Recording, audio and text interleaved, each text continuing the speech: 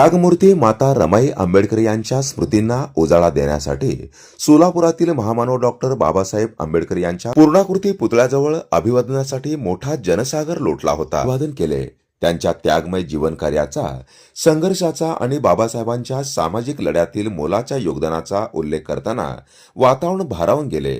माता रमाईंच्या आठवणी सांगताना काही महिलांचे डोळे पाणावले.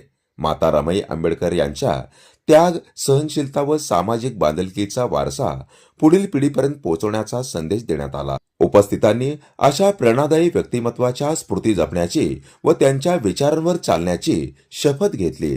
जनता संघर्ष न्यूज, सिद्धार्थ भडकुंबे, सोलापूर. महिलांसाठी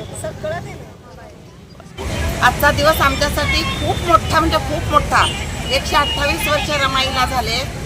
त्यांच्या आधी स्मृतीला अभिवादन करते मी आणि त्यांच्या आत्म्याला खूप खूप शांती मिळावं, त्यांचा आशीर्वाद आमच्या पाठीशी आहे, म्हणून आम्ही आज इथं आहे. रमाईने स्वतःच्या मुलांच्यासाठी सुद्धा विचार त्यांनी केला नाही. बोर्डिंगमधल्या मुलांना स्वतःच्या हातातल्या बांगड्या काढून त्यांनी बोर्डिंगमधल्या मुलांना जेवण दिलेलं आहे. स्वतःच्या मुलांची पण त्यांनी पर्वा केली नाही. अशा मातेला आमचा खूप खूप आभार. आपण कुठून आलात? कुमटेगाव. कुमटेगाव. सालाबादप्रमाणे दरवर्षी येता येते दरवर्षी पुतळ्याला अभिवादन करण्यासाठी. दरवर्षी क्रांतिकारी वडणगावला पण जातोय, पण यावर्षी गेलो नाही. रमाईंचं जे मूळ गाव. हा, त्या माय माऊलीने अपार त्याग केला आणि त्यांनी त्याग केला म्हणून आजचे दिवस आपण आज बघतोय. अशा माऊलीसाठी, अशा माता रमाईंसाठी दोन शब्द काय सांगाल? अशी रमाई प्रत्येकाच्या घरात जर जन्माला आली तर प्रत्येकाच्या घरातलं सोनं होईल.